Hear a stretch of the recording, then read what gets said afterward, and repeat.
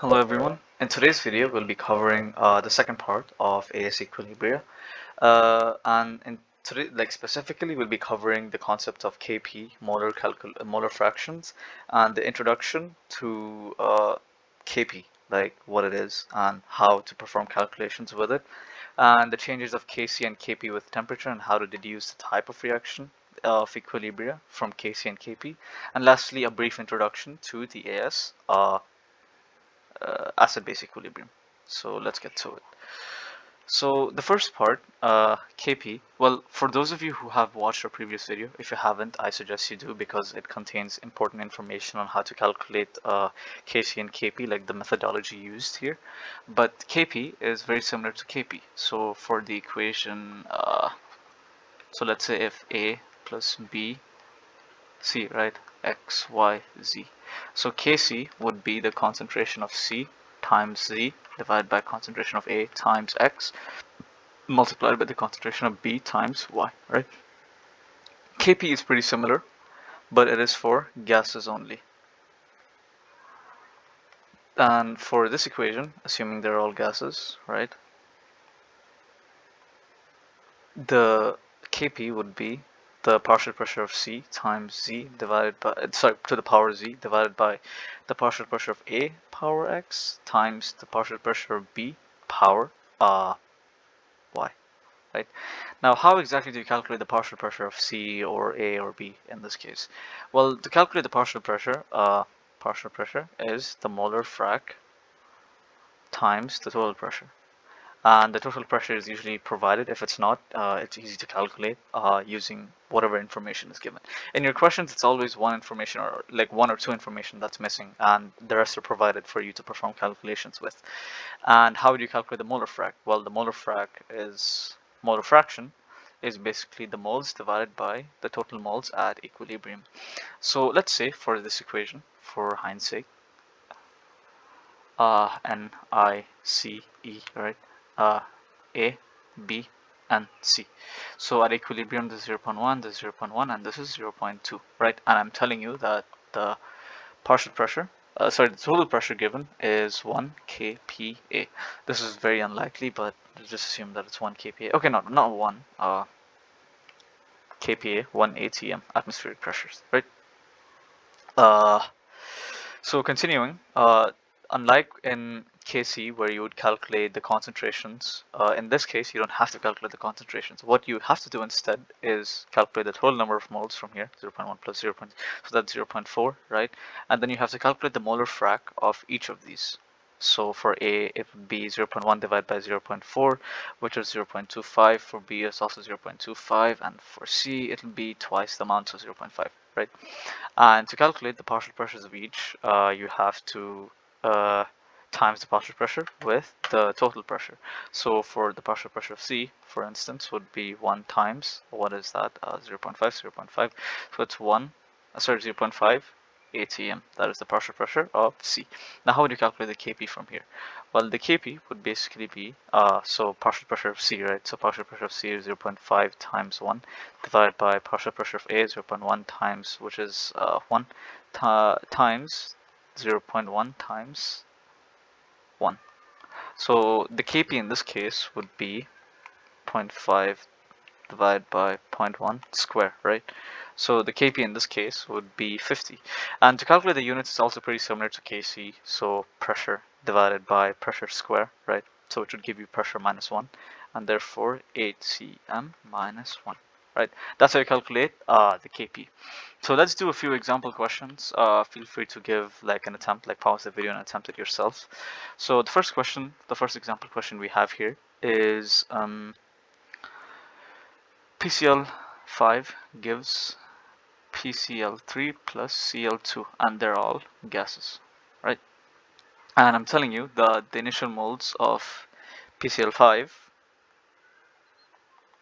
is 1, and that the final moles, or the moles at equilibrium of PCl3 and Cl2, like both each, is no, not both each. Let's just do for this 0.816. So how would you calculate the Kp? Oh, and I'm giving you that the But the total pressure is 100 kPa. So how do you calculate the kP? Feel free to pause the video and give it an attempt yourself. We'll proceed. So NICE, the same way you used to calculate, the same methodology you used to calculate Kc, and you give PCl5, PCl3, and Cl2, right? And the molar ratio is 1, 1, 1. So let's first fill out the information that we have been provided. Initial moles, which is 1, and final moles of PCl3, right? So that is 0.816. Now let's fill out the information from our knowledge. So because the initial moles of PCl3 and Cl2 are not given in this equilibrium, and they're what's being formed, we assume that their initial moles are 0, 0, right? And the change on this is 0.816, and because the moles are all equal, like the molar ratio, so this will also be 0.816, and so will this, right? And because these two are being formed, so this would also be 0.816, right? That's the change, 0 plus 0.816. And because this is what's being used to form these two, so it gets used up, so it'll be 1 minus 0.816, which is 0.184, right? Now in this case, because we're trying to calculate the Kp, we would calculate the total moles of this, which it turns out to be 0.184 plus 0.816 into 2. So it's 1.816. That's the total moles here, right? Now, if it was Kc, you wouldn't really need to calculate anything apart from the concentration, but because we're calculating the Kp here, we have to calculate the molar fraction. And how would you calculate the molar fraction? Well, it's basically the moles of each divided by the total moles, right? So for this would be 0.184 divided by 1.816. And I'll be writing the whole fractions because to make my answer as accurate as possible, try to avoid rounding until the final answer. This would be 223 divided by 227. This would be 102 divided by 227, and this would be 102 divided by 227, right? The same. Now to calculate Kp, we would have to do partial pressure of Cl3, right? So partial pressure of Cl3 times partial pressure of Cl2 divided by the partial pressure of PCl5. So that would be 102 divided by 227 times, what was the total pressure? The total pressure provided was 100 kPa, right? And that would be squared, right? Square. Whole thing divided by 23 divided by 227 times 100. And what would that come out to be? 102 divided by 227 times 100 squared divided by 23 divided by 227 times 100. So if you have performed the calculations correctly, the final answer you should get is 199. And to calculate the units, that's pressure squared divided by pressure, pressure squared, so give you pressure times 1. So that would be kPa, right? Let's do another example. And I'm not doing any past paper questions because the examples are pretty much the same as will appear in your past papers. So don't get scared that we're not doing any past paper questions. But if you want to, feel free to go ahead and do some past paper questions from SME or just directly from the past papers. So this is a very common equation that you'll see a lot. 2SO3, the contact process basically. Sorry about that, the contact process. And I'm telling you that the total pressure given for this equation is 7.84 atm, right? Now, the initial moles of SO2 is 2. The initial moles of oxygen is 1. And the equilibrium moles of SO2 is 0.04. Calculate Kp. So you use the nice methodology, mole, right? And you write down SO2, O2, SO3, and their molar fractions, sorry, molar ratios 1 to 2, 1, 2. So initial moles, so let's first fill out what's been given to us. Initial moles of SO2 is 2, initial moles of oxygen is 1, and first fill out everything, and then 0.04 equilibrium moles of SO2, right? So you first calculate the change here. So that's 2 minus, because this is these two this and this are forming SO3 because they're in excess. Okay, no, before that fill out that this is 0 because it's the initial moles are not provided, so we assume it's 0. And the change here is 1.96. Because this and this have the same molar ratios, this would also be 1.96. And because this has 1 instead of 2, so it would be 1.96 divided by 2. So the change for this would be 0.98, right? In these two cases, like this and this, they're being used up, so the initial moles would be subtracted with the change, so this would be 0.02. And for SO3, because it's being formed, it would be added, so 1.96. 0 plus 1.96 is 1.96. Now, because you're calculating Kp, you have to calculate the total moles, so that's 0.04 plus 0.02 plus 1.96, right? So that's 2.02. Now we calculate the molar frac of each of these. That would be, so this will be 2 divided by 101. This will be 1 divided by 101. And this will be 98 divided by 101, the remaining basically. And then you proceed to calculate the Kp. So for this equation, Kp would be partial pressure of SO3 whole square divided by partial pressure of SO2 square times partial pressure of oxygen, right? Which would be what? Right. So the partial pressure of SO3 would be 98 divided by 101 times the total pressure, which is 7.84, right? And that squared divided by the partial pressure of SO2 is 2 divided by 101 times 7.84 square times 1 divided by 101 times 7.84. So your final answer should be, just give me a minute, 98 divided by 101.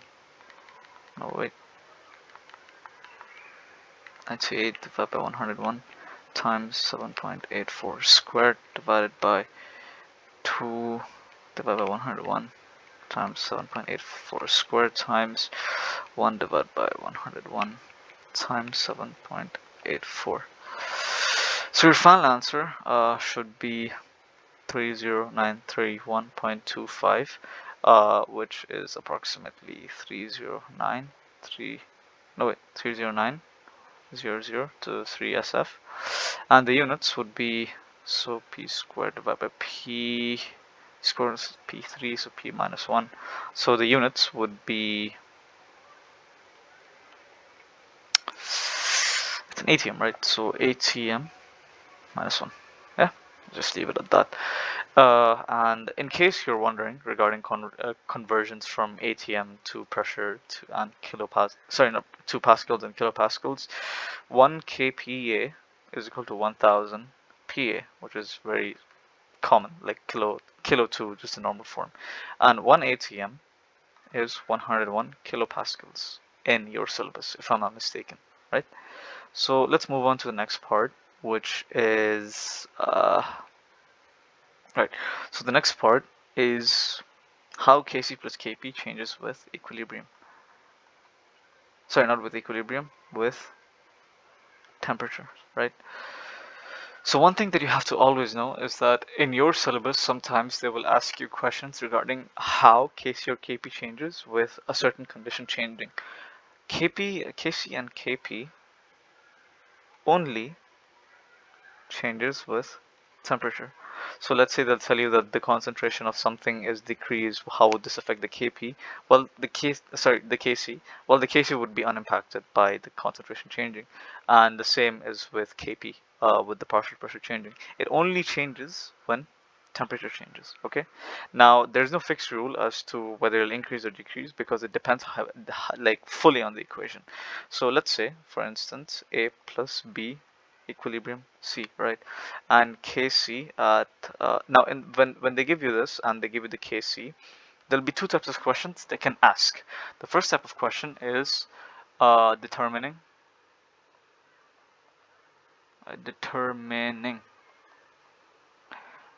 type of reaction, and the second type of question they can ask you is predict the change in Kc or Kp. By change, I don't mean the exact value, but just more of like whether it'll increase or decrease. Okay, and if because either one of these two will be asked, right? If they ask you one, they'll give the other. So if they're asking you to determine the type of reaction, they'll give you the change in KCKP. Or if they're asking you to predict the change in KCKP, they'll give you the type of reaction that it's observed. So let's do an example of both. So let's say for A plus B equilibrium C, Kc at is equal to 1 at 25 degrees Celsius, and Kc is equal to 2 at 50 degrees Celsius. So what is the type of this reaction? Well, to find that out, first you write the Kc equation, right? So concentration of C divided by product of concentration of A and concentration of B, right? So if the temperature, if the Kc increases with temperature, either the concentration of C increases, or these two concentrations decrease, or both, right? And what is like, in what case does that happen? So that just proves that at a higher temperature, the forward reaction is favored, right? So at a higher temperature, if the forward reaction is favored, what does that mean? The forward reaction is favored at higher temperatures, therefore it is an endothermic reaction, right? At higher temperatures, uh, there's more C produced. That is basically how you just determine the type of reaction. And other times they'll ask you, they'll say that, let's say this reaction is exothermic, and they'll ask you to predict whether, like, how Kc changes with increasing temperature. So because this is what the equation is, right? This is the equation. So if the temperature increases, the reaction is exothermic. So if temperature increases, the forward reaction is not favored, the backward reaction is favored, therefore Kc would decrease with temperature. That is basically it for determining the type of reaction and the change in KCKP. The last part that we'll be covering today is the basic introduction to acid-base equilibrium. So in your A-level chemistry, chem, we follow the Bronsted-Lowry theory. And it's written like this: Bronsted, Bronsted-Lowry theory. And in this theory, acids are H plus donors and bases are H plus acceptors. This is the most important thing. I suggest you note it down, and or just keep it in your mind at all times, because this comes up many times, especially in your A2 part. Anyway, I say that we follow this series because there's also another theory called the Lewis theory, but we don't really follow it in our syllabus. It's not it's not a part of our syllabus. So what does this mean? What do you mean by acids are H plus donors and bases are X plus acceptors? Well, let's say for a common example, HCl plus NH3. So we all know that this would form NH4Cl, right? But if NH4Cl was aqueous, it would be NH4 plus Cl minus, right? These would be the ions. So what acts as an acid and what acts as a base here? Well, if you didn't know that what HCl literally is hydrochloric acid, how would you know what HCl is and what NH3 is and like what they act as? So in this equation, you see that NH3 accepts a proton, right? It gains a proton and therefore becomes NH4 plus. And therefore, on this side, this is a base because it accepts, by the Bronsted-Lowry theory, they accept a H plus and therefore they're a base, right? And therefore this must be an acid because it's giving, an H plus to NH3. Okay, and that is basically how you determine what's an acid or base. Now another important thing in your syllabus is conjugate pairing. So realize or pay attention that this is an equilibrium reaction, right? Therefore reaction can take place in either the forward direction or the backward direction. So if it takes place in the backward direction, which is the acid and which is the base? Well, if it takes place in the backward direction, you see that NH4 plus and Cl minus forms NH3 and Cl HCl, right? So in this case, the HCl, NH4 plus donates one of H plus to Cl minus to form HCl, right? Therefore, in this reaction, this acts as an acid and this reacts as a base, right? Because it gets an H plus and uh, this gives an H plus. So the base forming an acid and the acid forming a base, what this basically is called conjugate pairing, and this acid is known as a conjugate acid and this is known as a conjugate base, right? That's basically what it is. That if acid undergoes a reaction with a base, it forms a conjugate acid and a conjugate base pair. Okay, let's take another example of this. A common example. All right, so HCl plus NaOH, right? And that would form NaCl plus H2O, right? Now if you write this in ionic form, HCl plus OH minus would give you Cl minus plus H2O, right? And this can be H plus plus OH minus. So you see that this is the acid because it donates an H plus to form H2O, and this is a base because it accepts an H plus, right? So this would form HCl, would result in formation of Cl minus, and OH minus would form H2O. Now normally water is not like, we don't call water an acid because it's what we drink, and it's really scary to think that you're drinking acids. But over here we're just talking about behavior, not what it actually is, but how it's behaving. So in this reaction, HCl behaves as an acid and OH minus behaves as a base. Even though HCl is hydrochloric acid, in some cases, depending on like the reaction that's taking place, HCl can act as a base, or it might.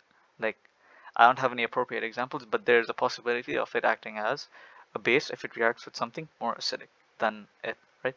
So in this case, if we take the backward reaction in mind, we see that Cl minus would have to accept an H plus to form HCl. So this is the conjugate base of HCl. And this is the conjugate acid because it donates an H plus, right? And that's basically it for the conjugate base pairing. That is it for today's part. If you have any doubts, please leave them in the comment section below. And if we helped you in any way, please consider liking and subscribing and sharing the video with your friends.